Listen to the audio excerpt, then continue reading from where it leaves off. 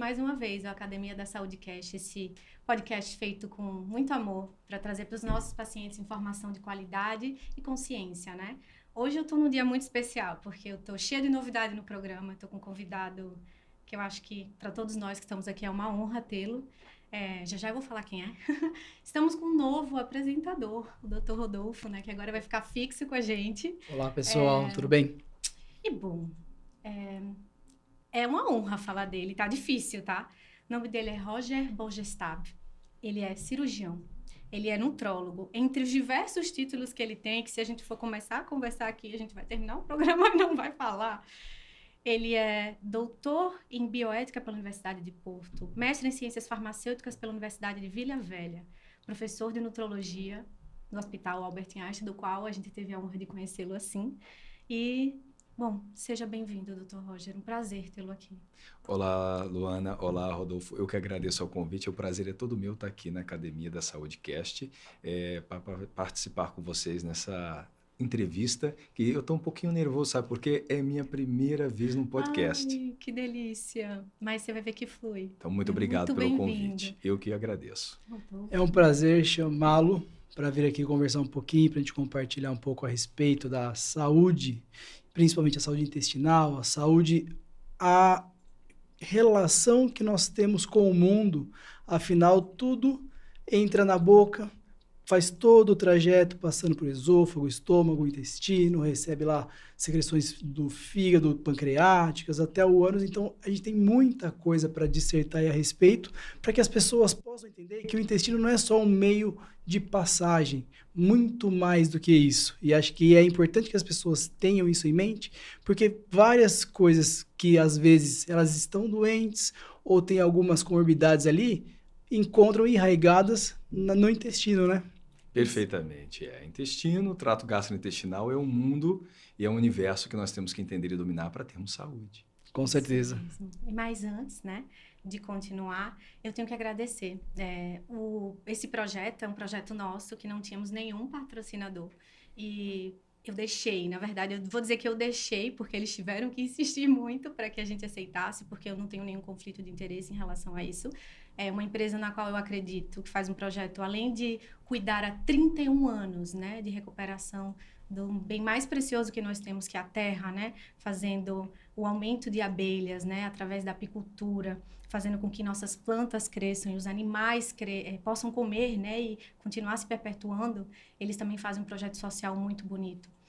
A Fernão Velho, essa empresa da qual eu tenho orgulho agora de dizer que patrocina o nosso podcast, eles trabalham com crianças, com adolescentes, em situações de vulnerabilidade, ensinando para eles também um ofício. Então, muito obrigada, tá, por vocês terem depositado essa confiança em nós. E depois eu vou dar para todos os convidados própolis, né, que é muito bom para a nossa saúde, gente. Depois a gente vai falar, Dani, né? Inclusive para a saúde imunológica do intestino, né? Isso mesmo, doutor. Depois eu quero escutar um pouquinho disso. Perfeito. Então, vamos lá. O cérebro, né? Talvez seria os cérebros, eu acho que seria o correto.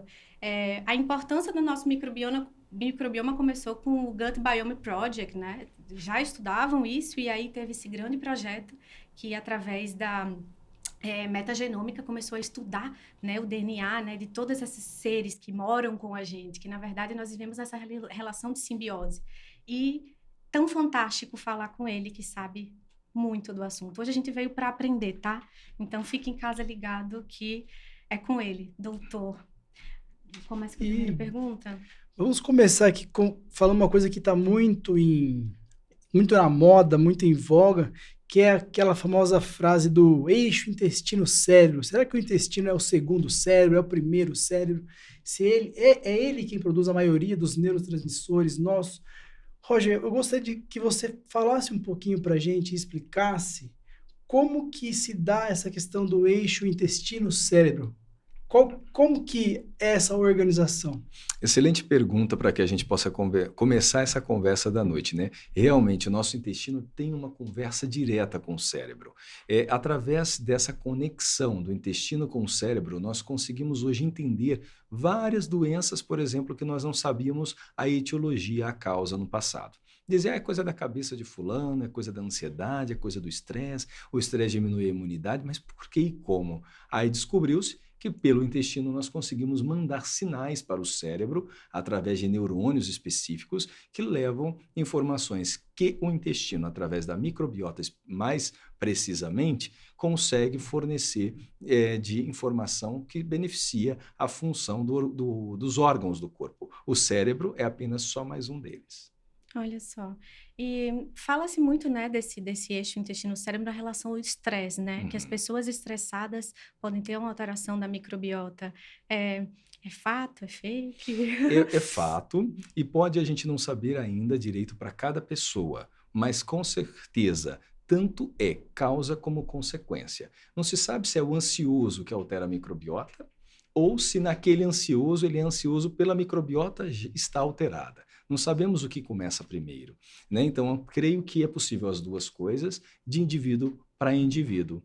O nosso intestino, a nossa microbiota, ela consegue produzir substâncias importantes, tais como a própria serotonina.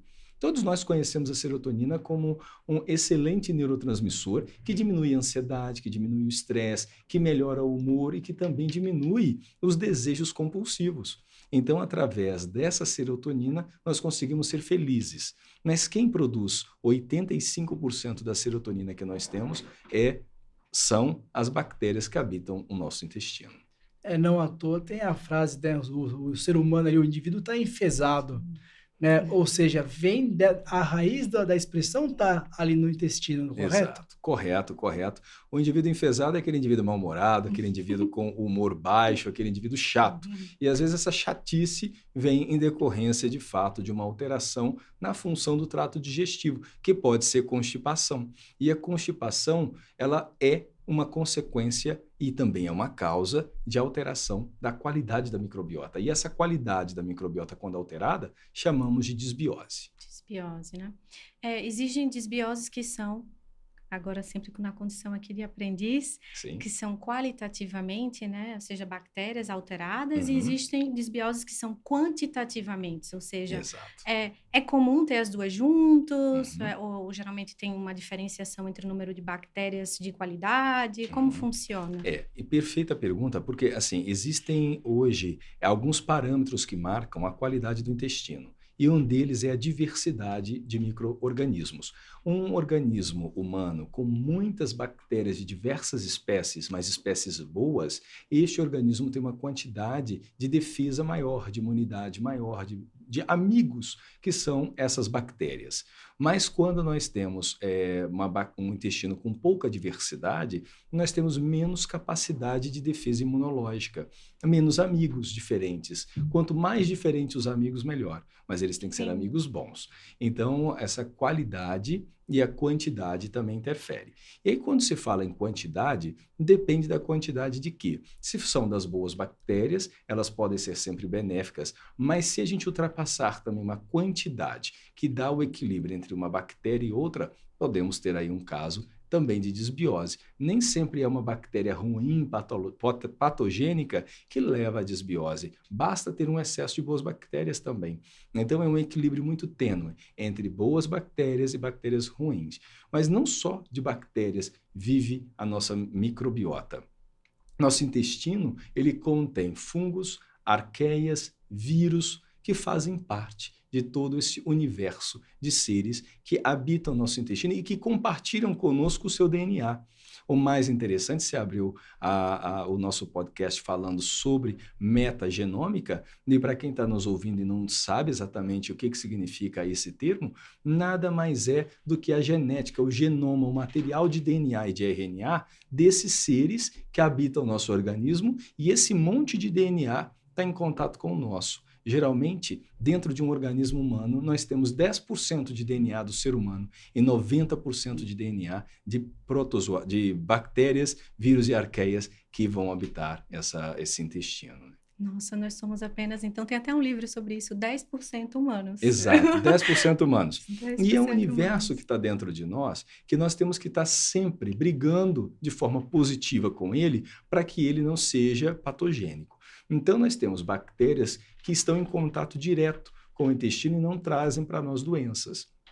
Mas isso só é possível porque a gente tem algumas barreiras. E o intestino produz substâncias que são antibióticos naturais para não deixar que essas bactérias se proliferem muito rapidamente e causam também a produção de barreira como o muco, que é uma proteção natural física para que essas bactérias que estão ali no intestino não sejam absorvidas. Então, um intestino saudável consegue manter esse equilíbrio. E quando esse equilíbrio existe, nós não temos disbiose, nós temos a eubiose.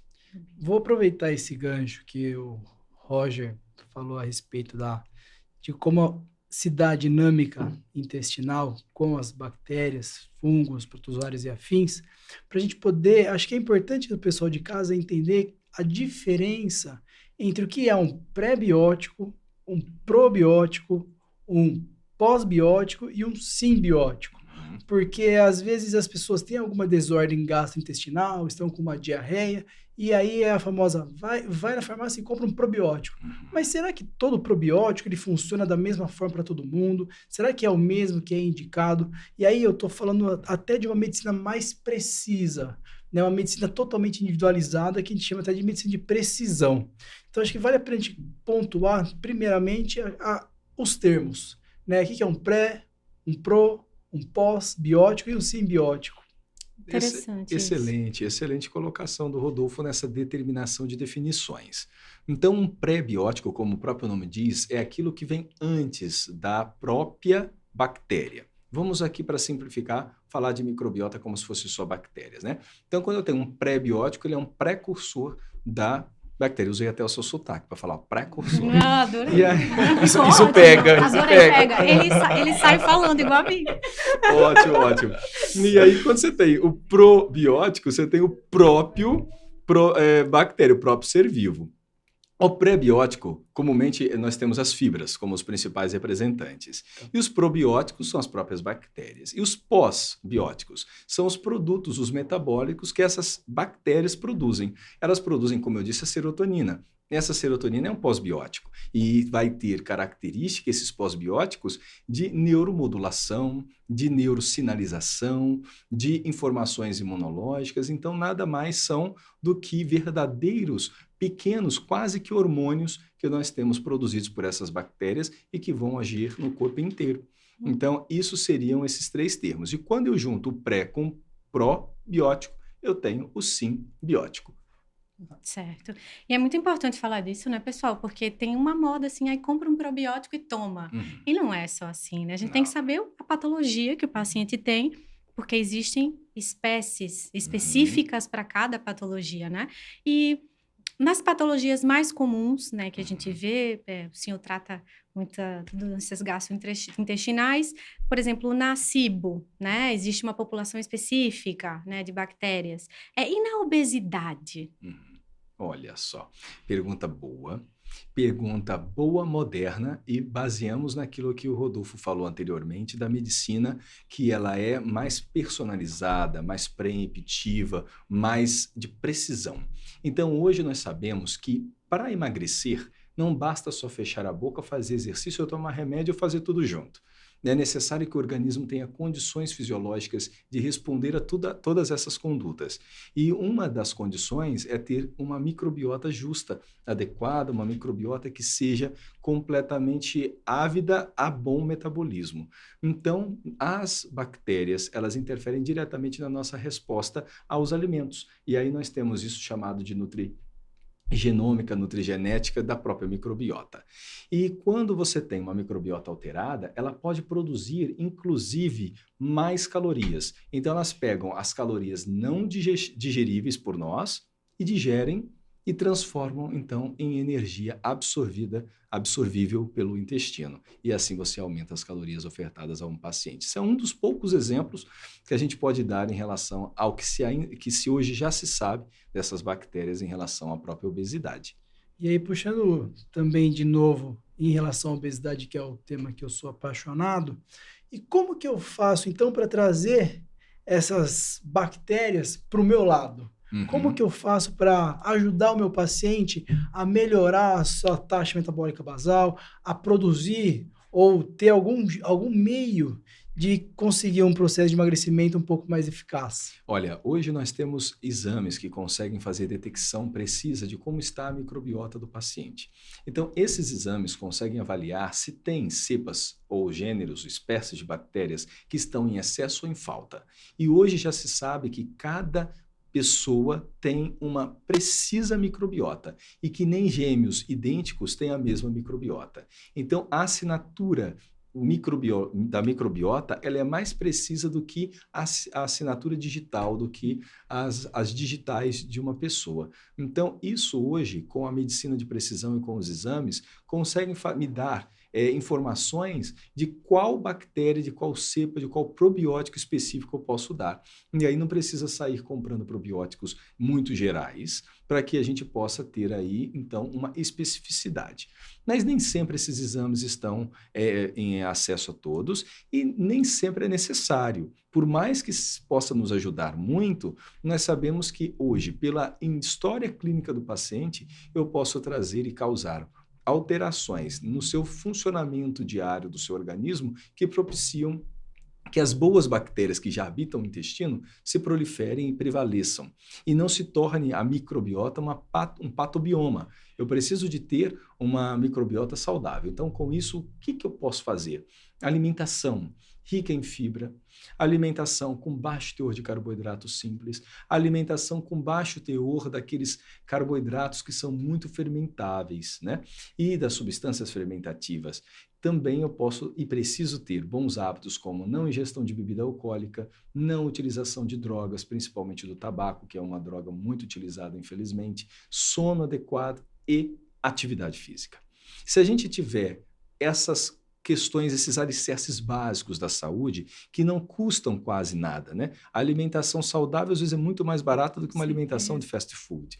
Exercício físico, basta você querer, que você não precisa gastar nada para fazer. Você caminhar já é um ótimo exercício para a microbiota. Né? Tirar bebida, tirar cigarro é benefício para tudo na vida. Assim como o exercício é benefício para tudo também.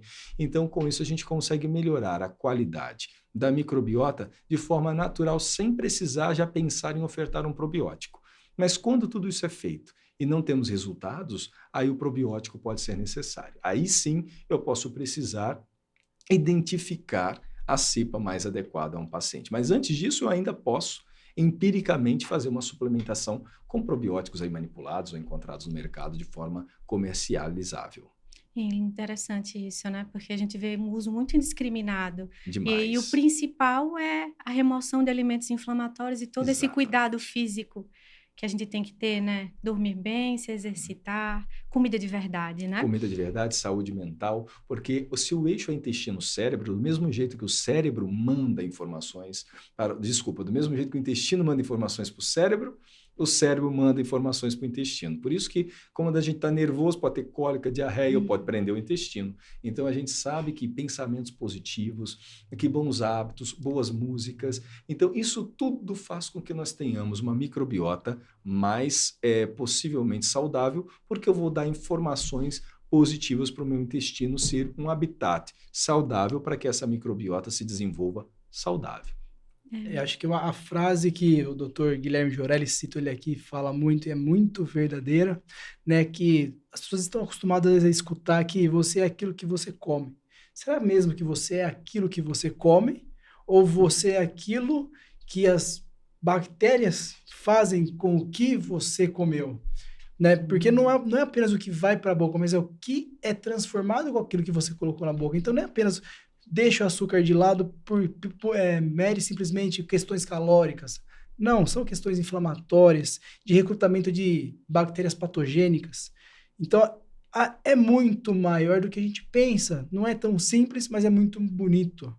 E aproveitando mais essa questão, Roger, queria falar a respeito de a modulação intestinal também é outra coisa muito comum. Estamos falando aí da questão da precisão das bactérias, mas não é também um termo que deva ser banalizado, correto? Correto. A gente não deve banalizar o termo e não devemos banalizar e nem esquecer a própria microbiota. Mas aquilo que a gente falou, a base de tudo é a qualidade de vida. São os bons hábitos. E a frase do meu amigo Guilherme, que você bem disse, do nosso amigo Guilherme Jorelli, né, que você não é o que você come, mas sim aquilo que você consegue fazer com o que você come. E esse conseguir fazer com o que você come é aquilo que as bactérias permitem que você faça. É que a microbiota permite. E essa permissão vem de acordo com a qualidade prévia desse intestino. Mas, aí citando um exemplo do que você disse, retirar carboidrato simplesmente não é só por uma questão calórica, é por uma questão anti-inflamatória. E como que um carboidrato é inflamatório? Ele é inflamatório à medida que ele chega no intestino, ele consegue ser metabolizado por bactérias que são fermentativas e elas produzem substâncias que não são tão positivas. Então, nós temos uma substância super positiva que são os ácidos graxos de cadeia curta, e nós temos os ácidos graxos de cadeia ramificada que são os negativos. Grosseiramente explicando, os ácidos graxos de cadeia curta, eles levam a sinalizações de saúde e os ácidos graxos de cadeia ramificada levam a sinalizações de doenças. E aí essas doenças podem ser a ansiedade, a depressão, a esquizofrenia, mas também tem o câncer de intestino, também tem as alterações hormonais, como resistência insulínica, e que podem culminar, inclusive, com diabetes. Falando desse inflamassoma, né? É tão comum ver as pessoas comendo tudo que querem sem pensar, né, nessa conexão. Eu vejo muito e às vezes eu falo, às vezes é só retirar esse açúcar. Você vai ver como a sua ansiedade vai melhorar, como você vai conseguir ter até outros hábitos, né? Porque é um hábito angular que vai puxando outros.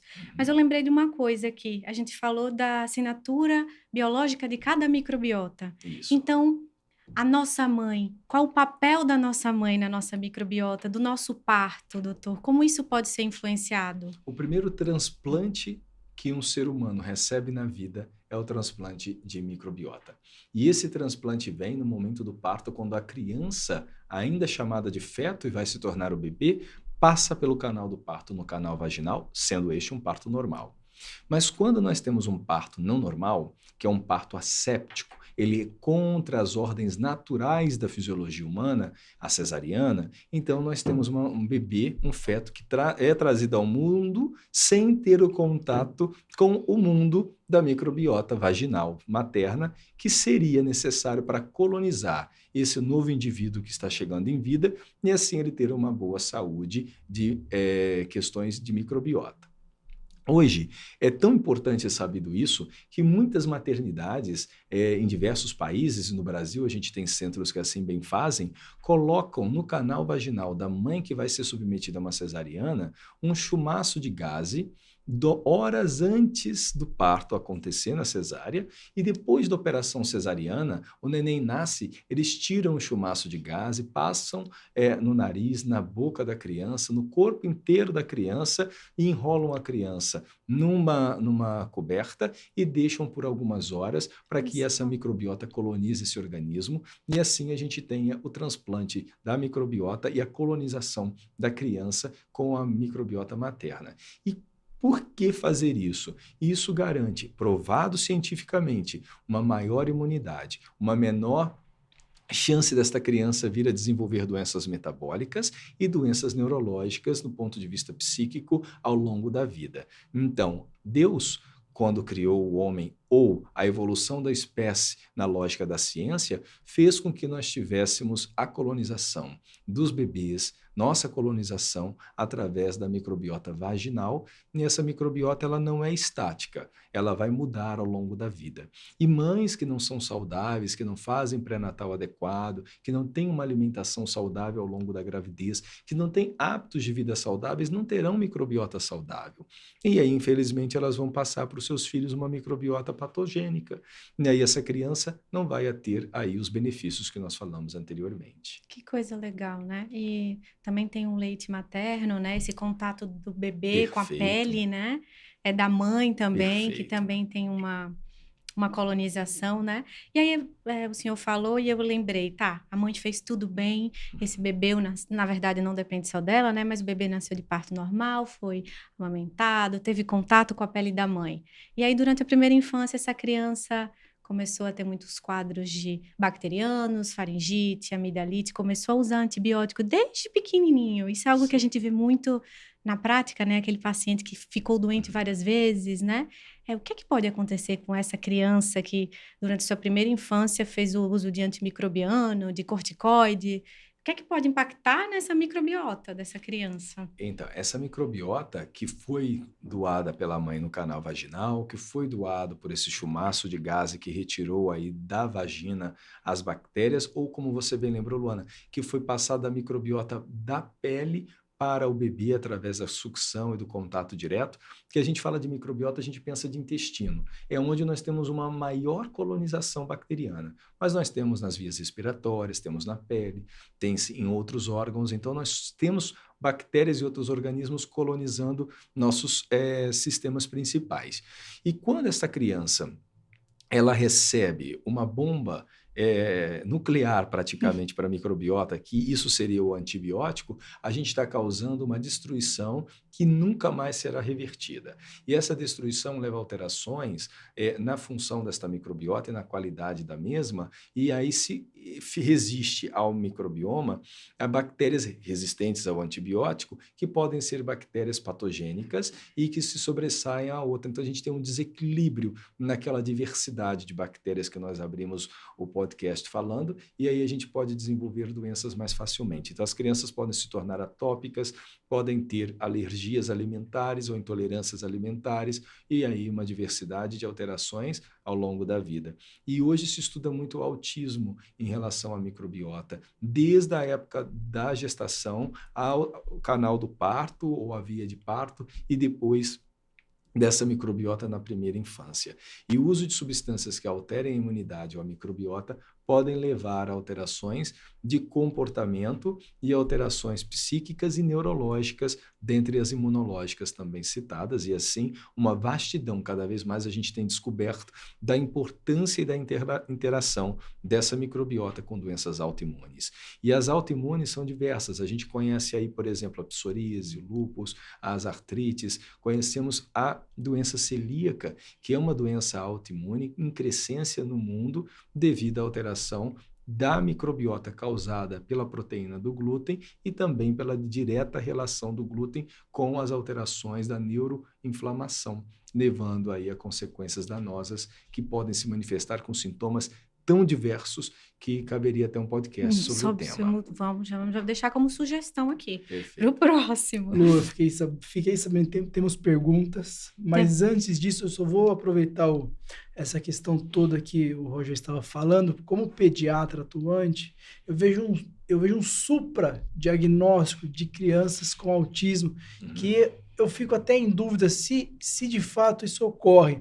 Ao mesmo tempo, eu ligo aqui o raciocínio depois dessa brilhante aula que ele acabou de dar para a gente, que a demanda por antibiótico terapia do infante é muito grande perante os médicos. Ou seja, as pessoas não conseguem aguardar mais 3, 4 dias, né, com um quadro de febre do filho, com uma gargantinha mais vermelha. Por quê? Porque demanda antibiótico. E muitas vezes o médico que está ali, ele sucumbe à demanda e oferta, ou seja, uma azitromicina, uma amoxicilina, que a grande parte das vezes não seria necessário. E todo esse movimento pró-antibiótico terapia, que muitas vezes é desnecessária, pode com certeza estar impactando na vida do seu filho de forma que você nem está percebendo. É perfeita a sua colocação, e eu colocaria um alerta para quem está nos ouvindo, né, que é para não buscar tratar a sua ansiedade com antibiótico para o seu filho. Então, respeite e confie na experiência do pediatra. Nosso sistema imunológico foi desenvolvido para causar defesas. E se a gente impede que ele se defenda, a gente faz com que nós tenhamos um sistema imunológico mais frágil. E se a gente, além de tudo, ainda atrapalha, dando antibióticos desnecessariamente, podemos levar aí alterações danosas à vida. Muito bom. Tem pergunta? Tem pergunta? Opa, vamos lá. A pergunta é a seguinte, acho que vai ter que repetir no microfone. Pode falar. Pode falar. Ela é feita pela Vanessa é minha acupunturista lá de Buenos Aires. Ela perguntou o seguinte: mulheres com diabetes gestacional podem ter alterações na microbiota e afetar o bebê? Saludos a los amigos y hermanos de Argentina, de Buenos Aires.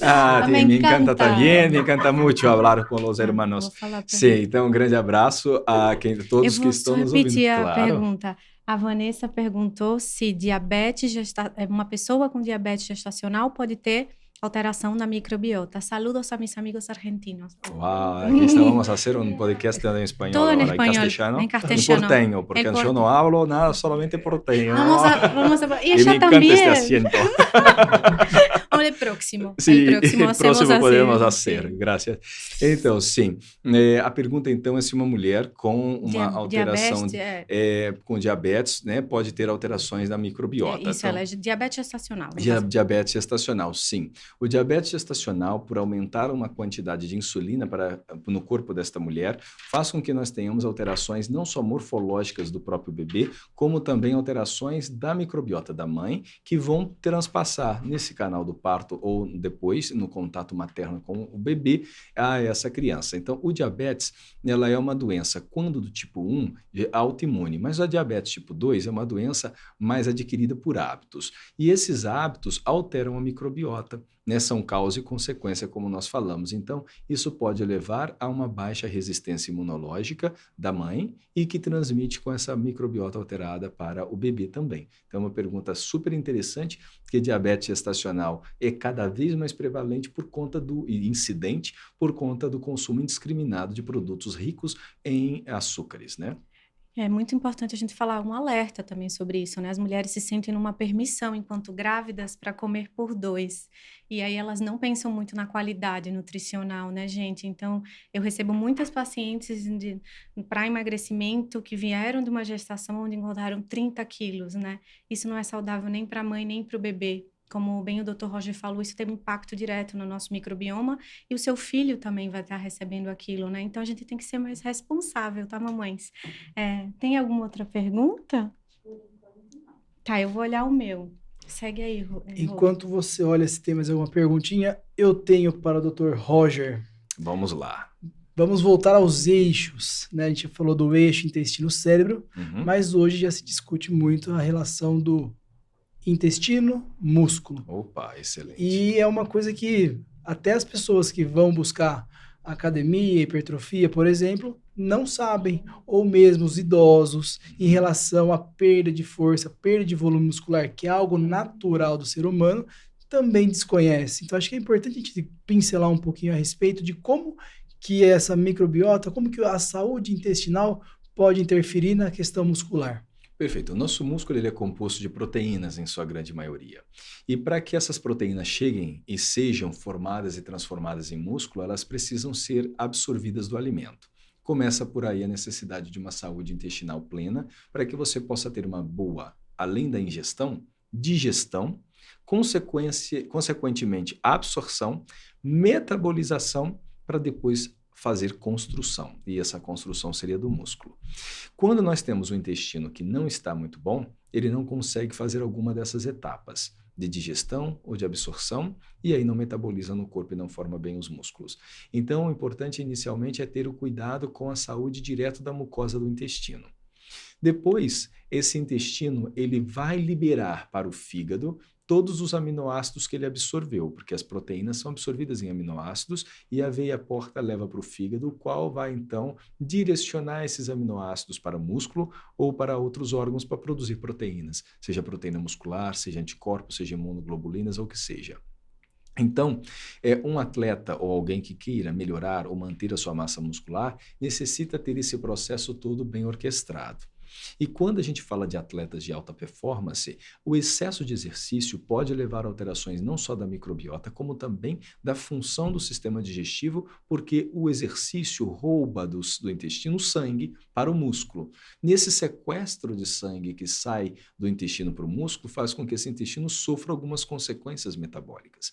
Então tem que haver um equilíbrio entre a hora de comer, a forma de suplementos serem ofertados, o momento desses suplementos e o tipo de exercício. Então, a individualização de conduta em cima de cada praticante de atividade física e dependendo de cada faixa etária é super importante para que nós tenhamos, assim, uma boa construção muscular. Até fizeram uma pergunta, na verdade foi minha irmã, fez duas. Sim. Uma pessoa que faz exercício tem um microbioma diferente? Qual o nome da sua irmã? Laís. Laís, um beijo para você. Laís, quem faz exercício tem uma microbiota diferente. E se o exercício for um exercício coordenado, programado, bem dirigido, essa microbiota vai ser boa. Agora, se for um excesso de exercício, tudo na vida em excesso faz mal e todo excesso esconde uma falta. E uma das faltas do excesso de exercício é a falta de imunidade. Tanto que na Covid, pessoas que praticavam muitos exercícios intensos aeróbicos acabavam tendo uma menor resposta imunológica, menor defesa e, com isso, mais chance de complicações. Então, diversas recomendações foram dadas para que o exercício físico na pandemia fosse coordenado em tempo para que não excedesse aquilo que, fisiologicamente, o nosso corpo consegue ter como benefício. Então, os excessos não são bons, mas, com certeza, um exercício bem medido, bem direcionado, bem feito, vai trazer benefícios positivos à microbiota.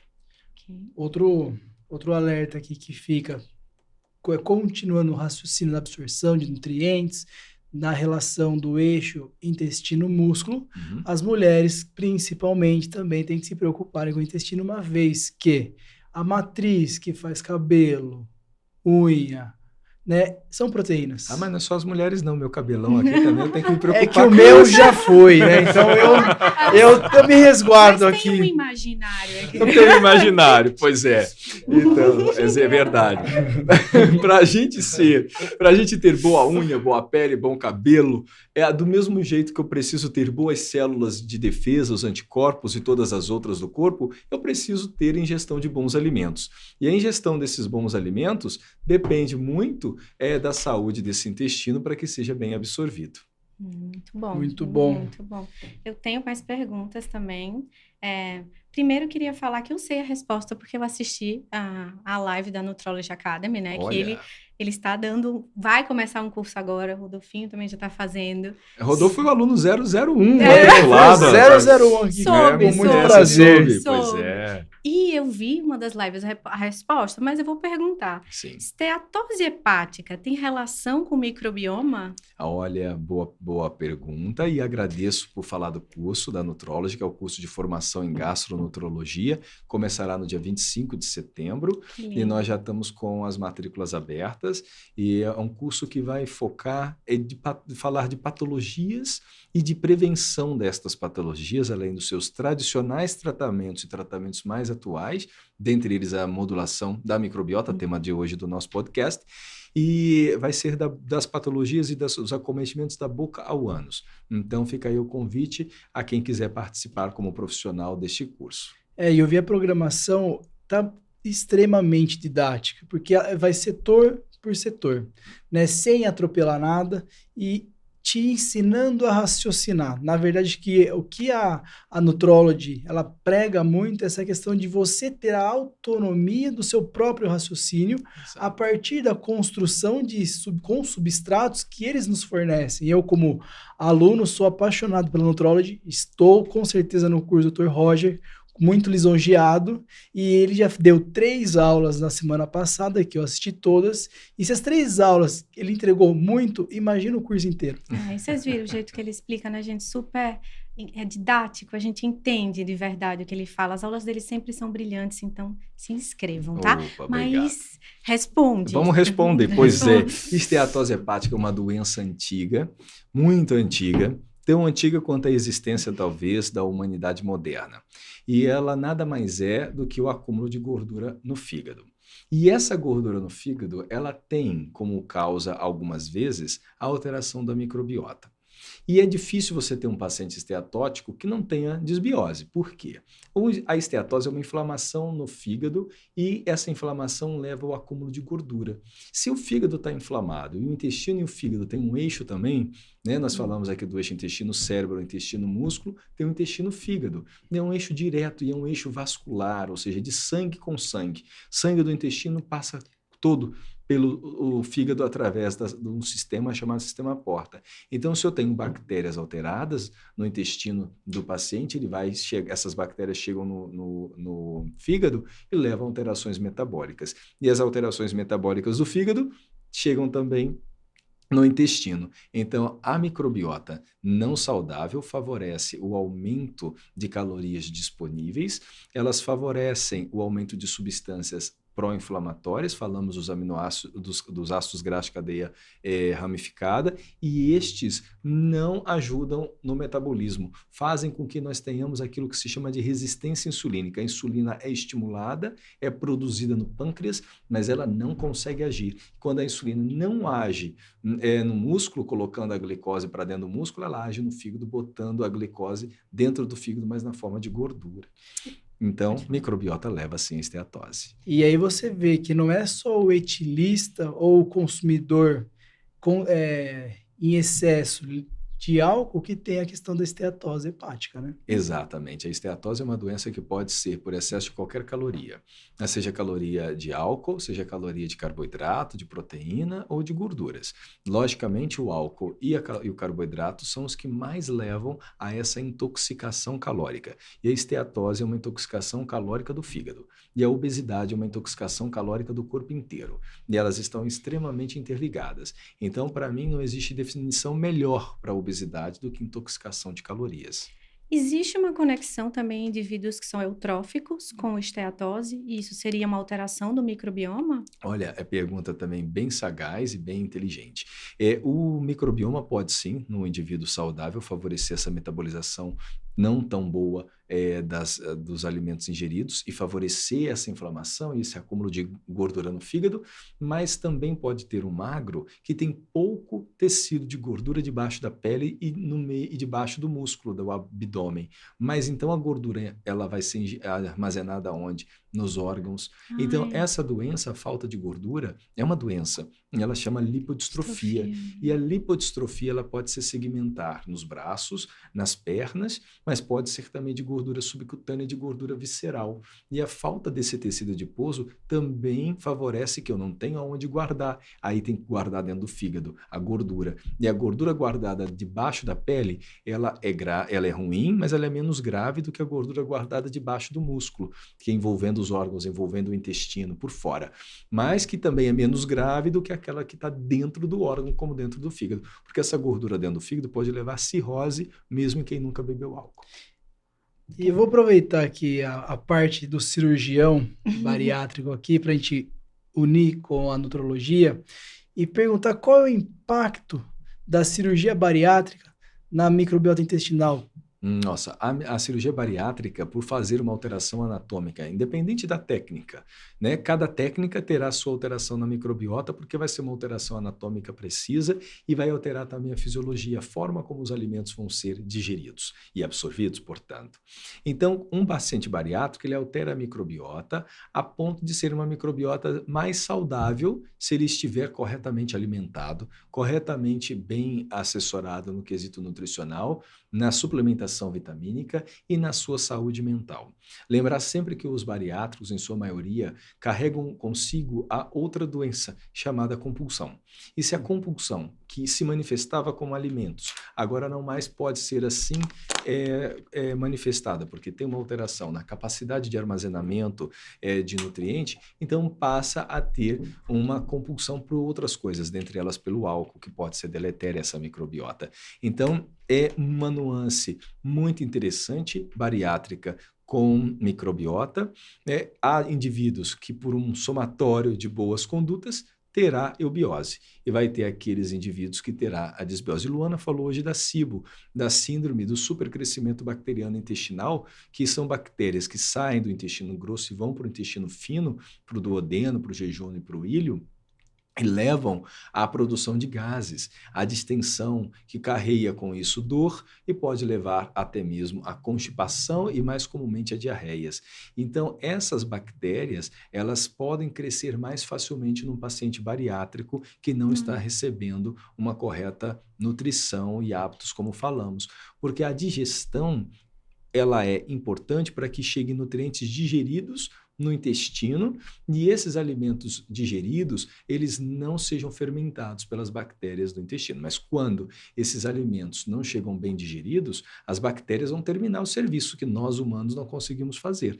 E aí, quando nossas enzimas não dão conta, as enzimas das bactérias vão produzir. Só que as bactérias, diferentemente da gente, quando elas produzem gases que podem distender e podem causar inflamações, além de produzirem substâncias como os ácidos graxos de cadeia ramificada, que eu tanto falo aqui, que levam aí a alterações de sinalização metabólicas negativas, favorecendo esteatose, baixa de imunidade, resistência insulínica, insônia, ansiedade e assim sucessivamente uma série de alterações sistêmicas. Eu tenho, assim, vários casos no consultório de SIBO, né? Eu vejo isso, principalmente pelo uso indiscriminado de inibidor de bomba de próton, demais. É muito. As pessoas usam isso em forma crônica, às vezes não entendem que é tão importante, né? Isso. Começar o medicamento e parar e não usá-lo cronicamente. É bem difícil isso. Tem outra pergunta, você quer seguir, quer tocar? Que eu vou fazer uma pergunta. Essa pergunta daqui é uma pergunta minha. Tá bem. Tá? Eu tenho intolerância não celíaca ao glúten. Eu retirei o glúten e eu lembro, né, que quando eu consumia alimentos com glúten, eu tinha um mal-estar. Mas a pergunta é, pessoas com doença autoimune e com intolerância não celíaca ao glúten deveriam comer glúten mesmo que esporadicamente? Não deveriam. Não deveriam. Não deveriam. E assim, o esporadicamente não causará grandes problemas, mas causará algum e que nós não sabemos muitas vezes como medir.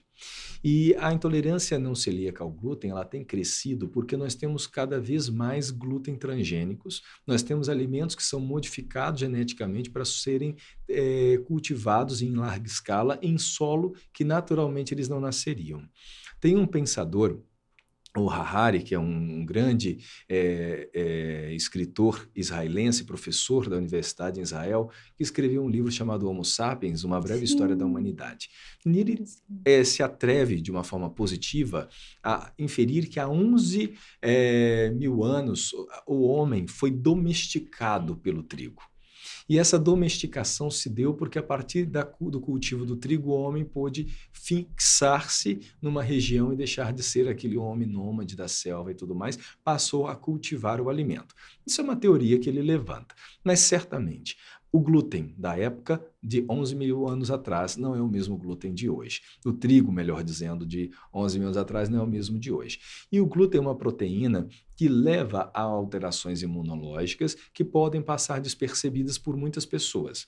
E outras sentem sintomas, sentem queixas que nem fazem ideia que possam ser do glúten, como a própria ansiedade que falamos, mas podem ter doenças autoimunes, e essas doenças autoimunes podem ser tiroidite, pode ser a psoríase, como falamos também dela, pode ser alopécia, e nós temos assim uma sequência de problemas que podem estar associados. Só que fadiga, cansaço, insônia, infertilidade, dormências, dores crônicas e uma infinidade de sintomas associados à neuromodulação e à neuroinflamação estão associados ao consumo do glúten. O intestino, ele tem células, são chamadas de neurônios do intestino, chama-se glia. E essas células, elas pegam as informações do intestino e levam até o cérebro. E através do intestino inflamado, vai levar informações que são ruins. E essas inflamações, quando a gente está inflamado, a gente tem todos esses sintomas que falei. E a gente não sabe quem vai tolerar bem ou tolerar mal o glúten, mas que todos nós vamos inflamar o nosso intestino quando consumimos glúten, vamos, porque o glúten ele é um antígeno para as nossas células. Então a gente causa isso. Algumas pessoas têm pequena inflamação, que seria realmente clinicamente, talvez eu possa me atrever a dizer, até não importante, mas aquelas que têm sintomatologias e que têm essas queixas que são tidas às vezes como vagas, que não sabemos explicar de onde vem, há uma possibilidade de ser o glúten. E aí é fácil. As recomendações da literatura dizem 3 semanas sem glúten, totalmente. Você melhorou dos sintomas? Volta a comer o glúten. Você piorou dos sintomas? Tem dúvida que é o glúten? Não tem.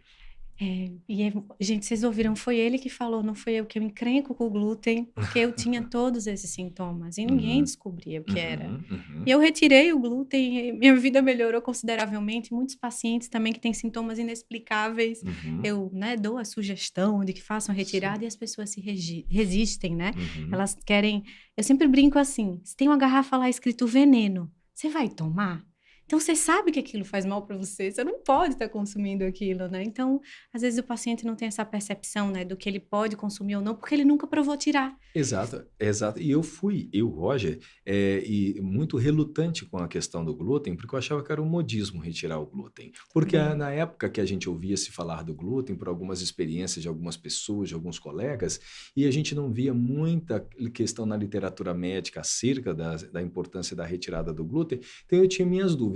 Mas sabe por que que a minha dúvida e minha resistência era grande? Porque eu sou apaixonado em pães, eu sou apaixonado, é gostoso, É gostoso. mas é aquilo que você disse, quando você sabe que é um veneno, então você habitua-se a retirar ele da sua vida e é melhor se acostumar com o bem-estar do que se saciar simplesmente com prazer instantâneo, que é o consumo. Eu não faço apologia a todos a retirarem o glúten de forma expressiva, mas eu faço um convite àqueles que têm os sintomas de experimentar. Aí a vida de cada um decide aquilo que deve ser bom para si, mas entender que a ciência ela é clara e não é a nutrologia, é a gastroenterologia também, não é só a nutrologia, é a neurologia também, não é só a nutrologia, é a pediatria também, enfim, nós temos hoje ciências e especialidades, principalmente na área médica, que aprovam que o glúten tem essa patogenia no nosso organismo.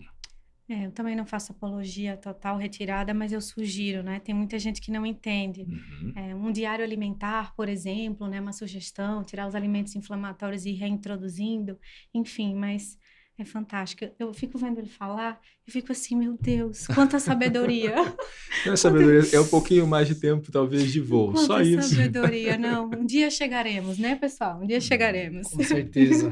É, eu vou fazer uma pergunta a mais e vou para as considerações finais. Essa pergunta foi uma pergunta que a minha mãe me fez, eu Sim. respondi, o nome da minha mãe é Lenice, tá? Dona Lenice, um beijo para a senhora. Manda beijo pra ela. Ela perguntou, ela falou, filha, eu vi uma reportagem que estavam fazendo transplante fecal na Itália. Uhum. Isso se faz no Brasil? E por que que isso seria bom para uma pessoa obesa, né? Ela me fez essa pergunta. Eu expliquei, obviamente, do meu modo, né? Com muito menos conhecimento que o senhor, Uhum. mas quero escutar.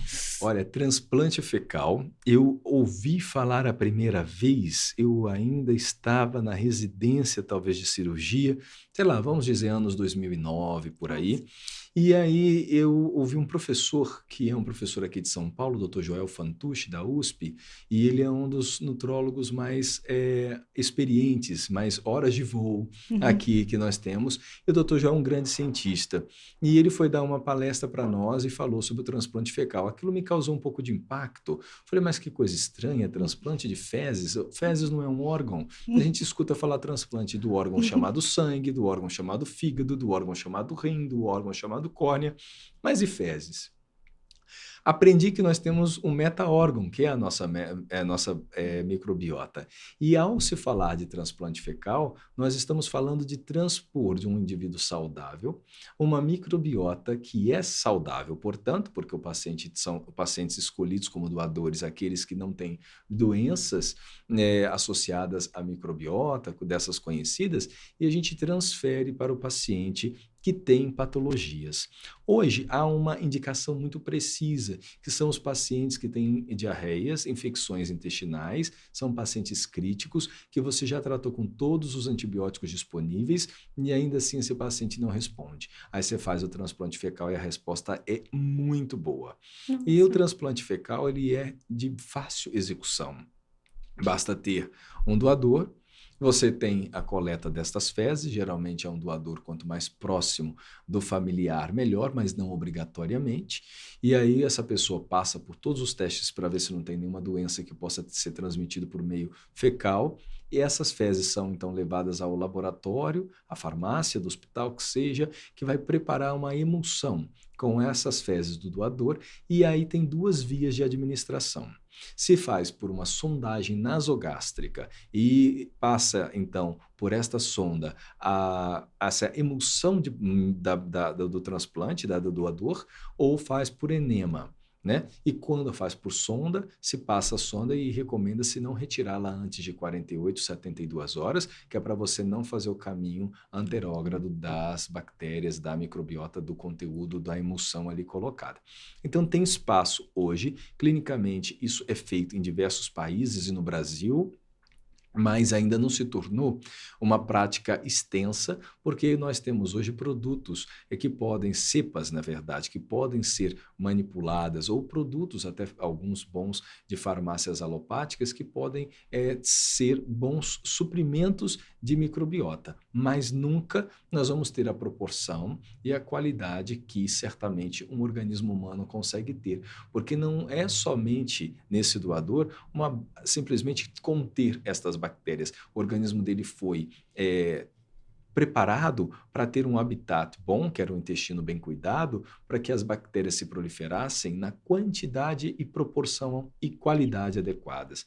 Então, isso na farmácia a gente não tem todas as cepas. Tem, por exemplo, uma bactéria muito comum de análise em pesquisas e também nas análises clínicas, chamada Akkermansia mucinifera. E ela é um marcador de saúde intestinal. A Akkermansia mucinifera, quando presente em quantidades boas, ela significa que o intestino está preparado para ter uma boa microbiota, uma boa função, menos inflamado.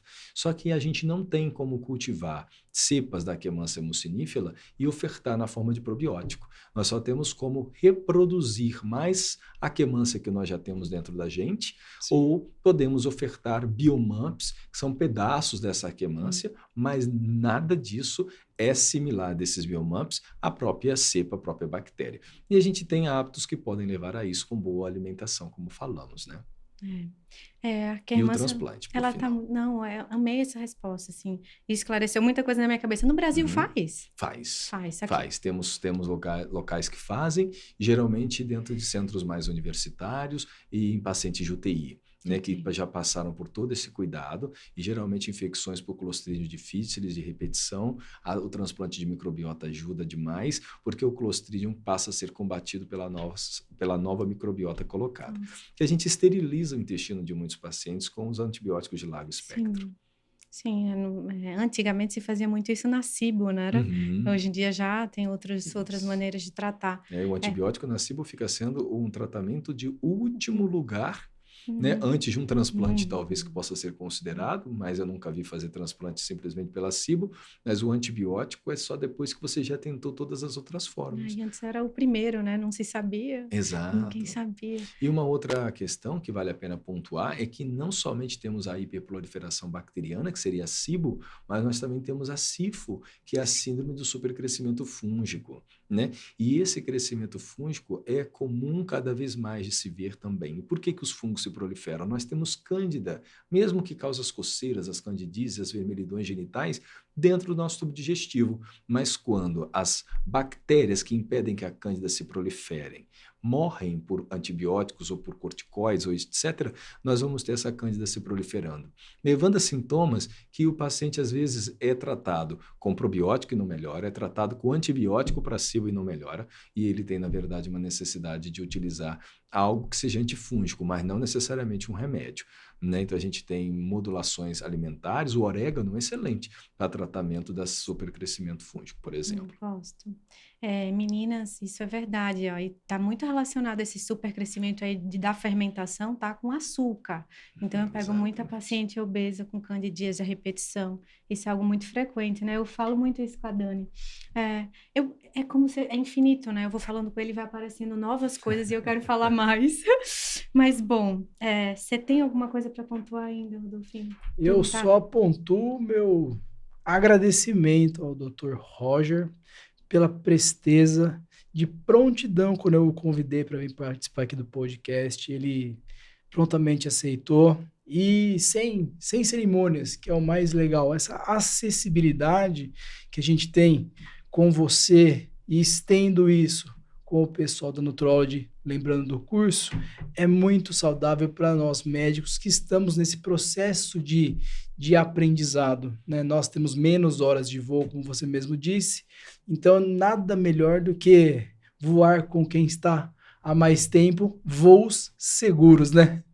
Obrigado, Rodolfo. E eu sempre digo que na medicina a gente está igual às andorinhas, igual os grandes pássaros que fazem trajetos longos, que migram da África para o Brasil, da América do Norte até a América do Sul, né? Falando aí com os amigos da Argentina, pertinho da Patagônia.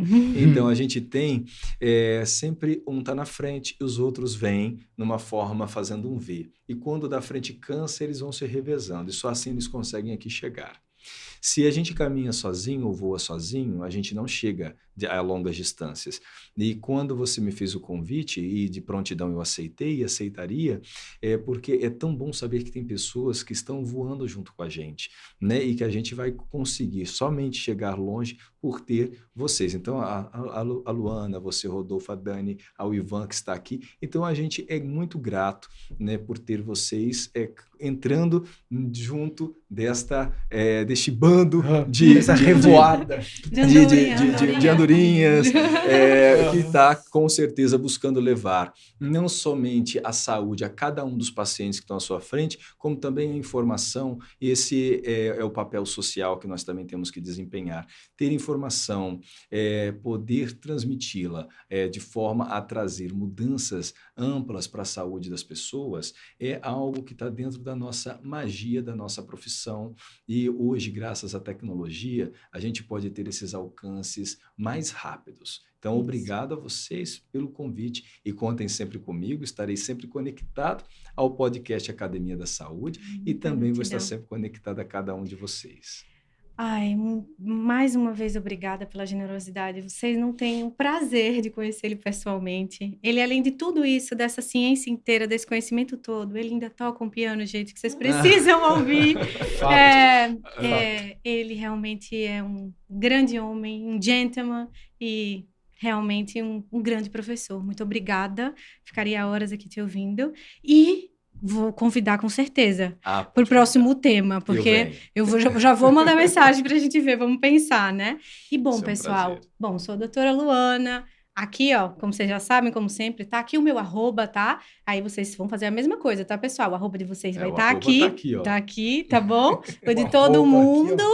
Sigam a gente nas redes sociais, é a maneira que nós temos de entrar em contato com mais pessoas. Muitas pessoas não podem pagar uma consulta, mas elas podem ter acesso a educação em saúde de forma gratuita, tá? A prevenção é a melhor maneira, tá bom, pessoal? E bom, prazer, muito obrigada, sempre bem-vindo. O pessoal aqui tá elogiando bastante, agradecendo a presença do Dr. Roger. O pessoal tá muito feliz. Ai, muito obrigada, gente. Muito obrigado mesmo, viu? Obrigado, prazer. Roger. Tchau. Tchau, tchau. E até a próxima. Um abraço. Boa noite. Tchau, tchau. Tchau.